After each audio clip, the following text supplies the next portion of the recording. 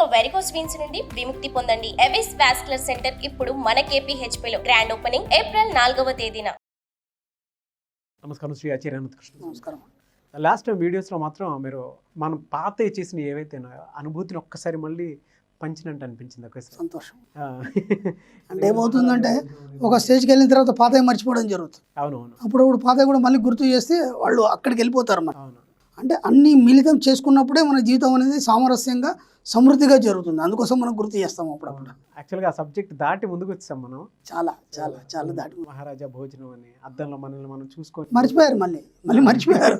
నేను చెప్తుంటాను, every month ఒక స్టార్ హోటల్కి ఫ్యామిలీని తీసుకొని వెళ్ళాలి. అవును. ఫోటోలు పెట్టాలి మా గ్రూప్లో. ఎవ్రీ మంత్ గోల్డ్ కొనాలి. ఓకే, గోసేవ చేయాలి. గురువులకు దక్షిణలు ఇవ్వాలి. ఇలా టెంపుల్స్లో మీరు డబ్బులు ఇవ్వాలి. సామాజిక సేవ చేయాలి. అనాథాశ్రమాలకు వాటి వీటికి. ఇప్పుడు ఏం చేస్తారంటే ఒక అమౌంట్ వచ్చింది, ఒకటి చేస్తారు, చేశాను కదా తృప్తిలో ఉంటారు, మిగతా అని మర్చిపోతారు. ఎలా ఉండాలంటే నిరంతర ప్రక్రియలాగా ఉండాలి. నిరంతర ప్రక్రియలాగా ఉన్నప్పుడు మాత్రమే నీ జీవనం అనేది సమృద్ధిగా, సంపూర్తిగా, ఆనందంగా, సౌఖ్యంగా, ఆరోగ్యవంతంగా ఉంటుంది. మనం మళ్ళీ ఒకటి చేసి ఒకటి మర్చిపోయినామంటే మళ్ళీ ఇన్బ్యాలెన్స్ అవుతుంది. అవును. అది ఇన్బ్యాలెన్స్ కాకుండా చూసుకోండి. అందుకే మళ్ళీ గుర్తు చేస్తాం. షూర్. అందరూ ఏం చేస్తుంటే హాయిగా తిని ప్రశాంతంగా పడుకొని ఉంటున్నారు, ఇంకేం ఆలోచించట్లేదు.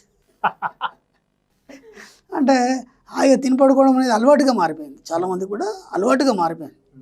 ఆ అలవాట్లు ఏం చేస్తున్నారంటే ఇంకా వేరే ఆలోచన లేదు. లైఫ్ అంటే ఏంది, నేను ఏం చేసుకోవాలి, ఎలా ఎదగాలి, ఇవి ఆలోచన లేవు చాలామందికి కూడా. రాత్రి కానీ హాయిగా తిని పడుకుంటున్నారు. వీరైతే ఏం పని ఏం లేదు. ఇప్పుడు నేను చెప్పాను 50-60 సంవత్సరాల నుంచి రిటైర్మెంట్ అయిపోయింది.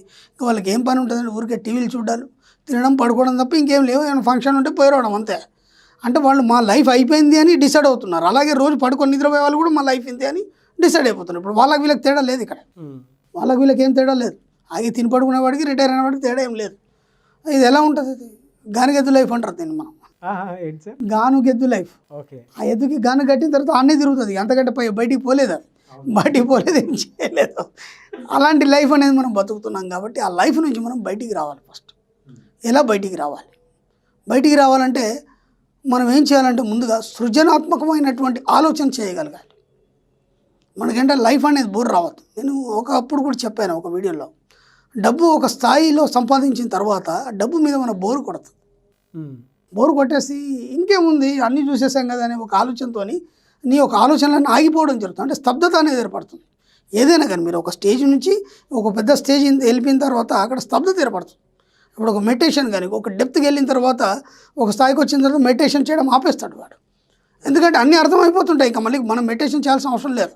ఇది ఇప్పుడు ఒక ప్రాథమిక స్టేజ్లోనే మనం మెడిటేషన్ చేయాలి. అలాగే ఒక స్టేజ్కి వెళ్ళి డెప్త్గా అన్నీ తెలుసుకున్న తర్వాత మెడిటేషన్ చేసే అవసరం లేదు. ఎందుకంటే అన్ని దృశ్యాలు కనిపిస్తుంటాయి, కళ్ళ ముందు అన్నీ అర్థమైపోతుంటాయి. అంటే 6th సెన్స్ పవర్ వస్తుంది. ఇప్పుడు ఏమవుతుంది అనేది ముందే తెలుస్తుంది. ఒక వ్యక్తి వచ్చే ఉంటే కూడా ముందే తెలుస్తుంది. అన్నీ ముందే తెలిసిపోయిన తర్వాత ఇంకా కొత్తగా మళ్ళీ సాధన చేసేది ఏమిటి? అలాగే డబ్బు విషయంలో కూడా ఒక స్టేజ్కి వచ్చిన తర్వాత ఏమేమి కావాలో అన్నీ అనుభవించేసిన తర్వాత స్తబ్దత ఏర్పడుతుంది. ఆ స్తబ్దత ఏర్పడకుండా అలాగే మనం ఏదో రోజువారీ పనులు చేస్తున్నాం, హాయిగా నిద్రపోతున్నాం, ఇంతకంటే ఇంకా వేరే ఆలోచనలు లేవు. కాబట్టి మన జీవితానికి కొత్తదనాన్ని ఇవ్వాలి. కొత్తదనాన్ని ఇవ్వాలన్నప్పుడు మనం ఏంటంటే మన ఆలోచనలన్నీ సృజనాత్మకత వైపు మనం ప్రయాణం చేయాలి. సృజనాత్మకత వైపు ప్రయాణం చేయాలంటే మనం ఏం చేయాలంటే మనకు మనమే కొత్త విషయాల్ని కనుగొనడం కానీ, లేదంటే కొత్త పద్ధతుల్లో మన జీవితాన్ని ఇంకా ఎలా సాగదీయాలనేది కానీ, లేదంటే కొత్త అభిరుచులు అలవాటు చేసుకోవడం అనేది చేయాలి. అప్పుడు మీకు ఈ జీవితం అనేది బోర్ రాదు. అలాగే మీరు ఏ స్థాయికి వెళ్ళినా సరే మీరు అలాగే యాక్టివ్గా ఉంటారు. ఎప్పటికి కూడా మీరు ఎండ్ ఆఫ్ డెత్ వరకు కూడా యాక్టివ్గా ఉంటారు. లేదంటే ఏమైపోతుంది, నీరసించిపోయి స్తబ్దత అనేది ఏర్పడుతుంది. ఆ స్తబ్దతలు ఏమైపోతుంది, మళ్ళీ అన్నీ కోల్పోయి మళ్ళీ జీరోకి వచ్చేస్తారు. ఎప్పుడు కూడా అలాంటి పరిస్థితి రానివ్వకండి. మీరు ఏం చేస్తారంటే మనం హాయిగా నిద్రపోతున్నాం, ఎప్పుడైతే నిద్రపోతున్నామో ఆ నిద్రపోయే ముందు మన కళల్ని అన్నింటినీ చెప్పండి. ఎన్నోసార్లు చెప్పినాం, మనకి ఏవైతే కోరికలు ఉన్నాయో అవన్నీ నిద్రపోయే ముందు చెప్పండి. హాయిగా ముందులా తినేసి నిద్రపోవడం కాదు. కరెక్ట్ ఆ టైంలో ఒక సృజనాత్మకతను మీ లైఫ్కి జోడించండి. ఎలా ఉండాలి మీ లైఫ్, ఓకే? లేదా అలవాట్లు మార్చుకోండి.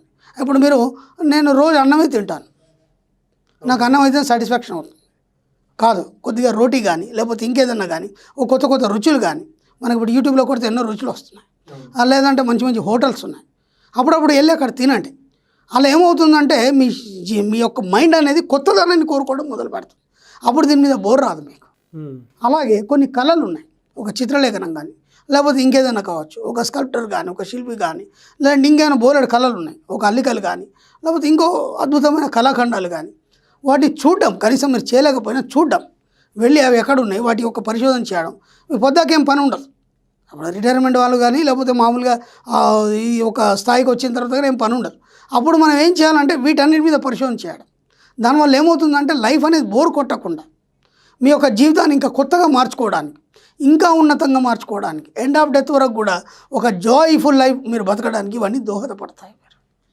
కాబట్టి ఏం చేస్తారంటే పడుకున్నారంటే మీకు అప్పుడు పని స్టార్ట్ అయినట్టు.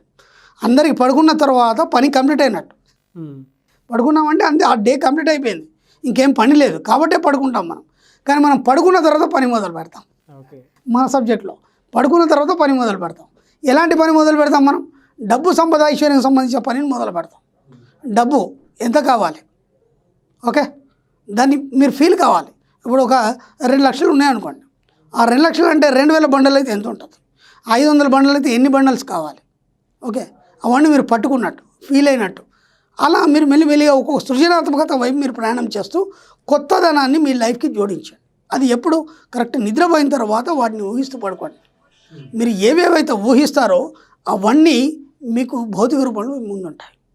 కాబట్టి తినేసి ముద్దుగా పడుకోకండి. పడుకున్న నుంచే మీకు పని స్టార్ట్ అవుతుంది. అది మన సబ్జెక్ట్లో ఎన్నోసార్లు చెప్పాను. మీరు పడుకున్న తర్వాత సబ్కాన్షియస్ మైండ్ మేల్కొంటుంది. దానికి ఏం పని ఉండదు.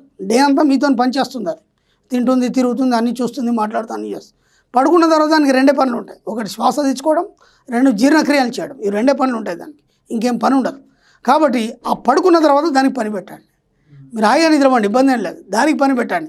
మీరు ఏవేవైతే చెప్తారో వాటిని మీకు ఎలా ఇవ్వాలనేది అది ఆలోచిస్తూ విశ్వం ద్వారా తీసుకొచ్చి మీకు ఇవ్వడం జరుగుతుంది. ఏనాడు కూడా ముద్దు నిద్రపోకండి. దీన్ని ఏమంటారంటే యోగా శాస్త్రంలో యోగ నిద్ర అంటారు. అంటే దీన్ని సుషుప్తావస్థ అంటారు. సుషుప్తావస్థ అంటే ఇప్పుడు మీరు ఇంటికి వెళ్ళారు, మధ్యాహ్నం తిన్నారు, కాసేపు సోఫా మీద రిలాక్స్ అయినారు, నిద్రపోరు. మీరు కళ్ళు మూసుకుంటారు, బాడీ అంతా టైర్డ్ అయిపోద్ది.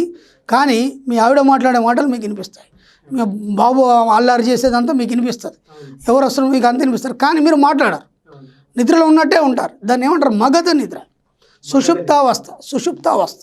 యోగులు కానీ ఋషులు కానీ వీళ్ళందరూ ఆ సుషుప్తావస్థలోనే వాళ్ళ కళల్ని నిజం చేసుకున్నారు.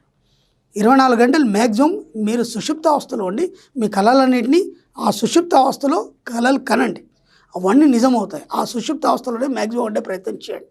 మీకు నిద్ర పడ్డదు. మీరు ఎప్పుడైతే ఈ సబ్జెక్ట్లోకి వచ్చిన తర్వాత మీ బాడీ రిలాక్స్ అవుతుంది. అలాగే నిద్ర లేకుంటే ఏమి ఉండదు. మీరు రిలాక్స్ అయినారంటే నిద్రపోయినట్టే. కానీ ఆ కళలు అనేటివి అలా తిరుగుతూ ఉంటాయి. మీరు ఏవేవైతే చెప్పారో, ఏవైతే కోరుకున్నారో అవన్నీ అలా తిరుగుతూ ఉంటాయి. తిరిగి ఆ సబ్కాన్షియస్ మైండ్ తీసుకొని మీ ముందు ఆవిష్కరణ చేయడం జరుగుతుంది. కాబట్టి ఎంత వీలైతే అంత సుషుప్త అవస్థలో ఉండండి, యోగ నిద్రలో ఉండండి. యోగ నిద్ర అంటే మరి యోగాసనాలు వేసేసి అదొక ముద్ర ఉంటుంది యోగ నిద్ర. అలా కాదు, జస్ట్ నిద్రలో కలలు కనండి. వారన్ బఫెట్ ఏమన్నాడంటే నిద్రలో కూడా సంపాదించాడు. ఆశ్చర్యపోయినారు అందరు. నిద్రలో ఎలా సంపాదిస్తారు? పడుకున్న తర్వాత సంపాదించడం అంటే మీరు ఏమేమి సంపాదిస్తారు, ఎంతెంత సంపాదిస్తారు, ఆ కళలు కనుక్కుంటూ నిద్రపోవడం అనేది నిద్రలో సంపాదించడం. అంతే. మీరు ఏవైతే కోరుకుంటారో అవన్నీ కూడా బయటకు వచ్చేస్తాయి ఆటోమేటిక్గా. అంతే, సింపుల్ ఈజీ టెక్నిక్ ఇది. మీకేం కావాలో అఫర్మేషన్లు అవన్నీ మెడిటేషన్లు పక్కన పెట్టేయండి. ముందుగా మీరు పడుకునే ముందుకు ఏం కావాలో చెప్పేసేయండి. ఆటోమేటిక్గా అది భౌతిక రూపంలో మీ ముందు ఉంటుంది. ఈజీ టెక్నిక్ ఇది ఒకటి. భలే చెప్తారు సార్, కట్టే కొట్టే చెప్తున్నాను కదా. ఇంకా మళ్ళీ సబ్జెక్ట్ని ఈజీగా చేద్దాం మనం, ఎంత వీలైతే అంత. ఇప్పటివరకు చాలా డెప్త్గా అయిపోయింది. వాళ్ళు అక్కడి నుంచి మళ్ళీ బయటకు వచ్చారు. బయటకు వచ్చిన తర్వాత దానికి కంటిన్యూషన్ కావాలి. మళ్ళీ వాళ్ళు ఇక్కడికి ఆగిపోయారు అనుకోండి, మళ్ళీ ఒకటో వీడియోకి వెళ్ళిపోతారు వాళ్ళు. అప్పుడు అది బాగుండదు. ఎందుకంటే ఒక స్థాయికి వచ్చిన తర్వాత మళ్ళీ వెనక్కిపోవడానికి లేదు. ఇంక ఇది ముందుకు వెళ్ళడానికి మనం ఇంకా చిన్న చిన్న టెక్నిక్ ఇలా చెప్పుకుంటూ పోదాం ప్రతి వీడియో. ఓకే, హాయిగా తిని హాయిగా నిద్రపోకండి దయచేసి. మీ కళలకు రూపాలను ఇవ్వండి. సుషుప్త అవస్థలో ఉండండి, జాగ్రత్త అవస్థలో ఉండండి. మీరు ఎంత జాగ్రత్త అవస్థలో ఉంటే మీ జాగ్రత్త అవస్థల కళల కన్నా అన్నీ కూడా మీకు సాకారం అవుతాయి, మీ కళ్ళ ముందు ఉంటాయి, మీ కోరికలన్నీ సఫలం అవుతాయి. నేను గ్యారంటీ అండి. ఎందుకంటే ఆ శాస్త్రం అంత గొప్పది అది. Thank you so much Shri Acharya Anantakrishna Swami గారు. Thank you.